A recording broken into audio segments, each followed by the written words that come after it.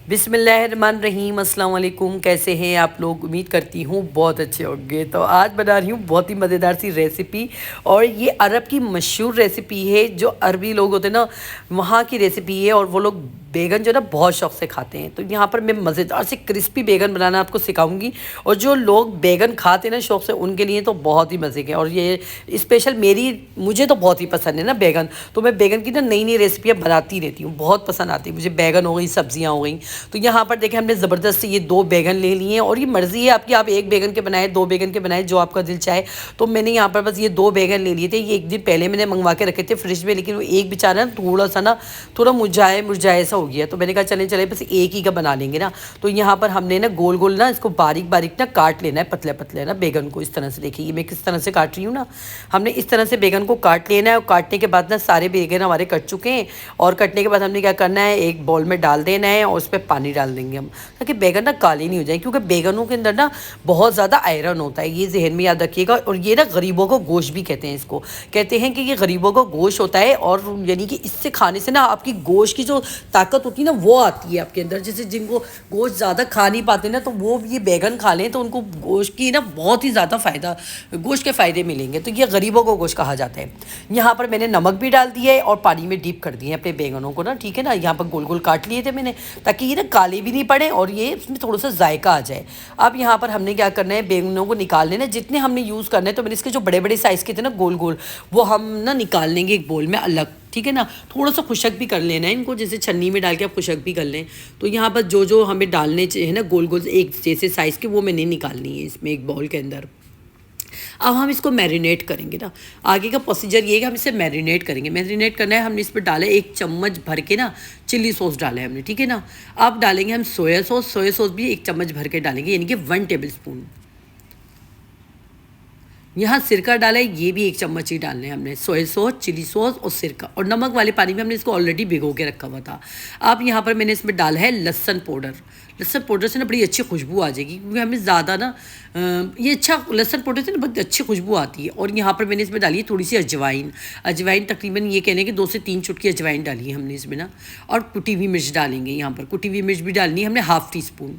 आप मर्ज़ी, ये नमक भी अपने हिसाब से कर सकते हैं। कुटी हुई मिर्च जो होती है ना, जो मिर्चें कम खाते कम खाएं, जो तेज़ खाते तेज़ खाएं। अब यहाँ पर मैंने इसमें डाल दिया है चिकन टिक्का मसाला। डाला है मैंने ½ टी स्पून, इसके अंदर ना ½ टेबल स्पून डाला है चिकन टिक्का मसाला। बहुत मज़े के बैगन बनेंगे, ये देखिएगा आप लोग। ये ना चिकन टिक्का मसाला डालना है, आप चाहे तो तंदूरी मसाला आपके पास वो भी डाल सकते हैं। अब यहाँ पर मैंने डाले इसमें चिकन पाउडर। चिकन पाउडर मैंने 2 से 3 चुटकी डाले। 2-3 चुटकी काफ़ी रहते हैं ना इसके अंदर, चिकन पाउडर की खुशबू आ जाएगी इसके अंदर। अच्छे से मैरिनेट करना है हमने इसमें, ठीक है ना।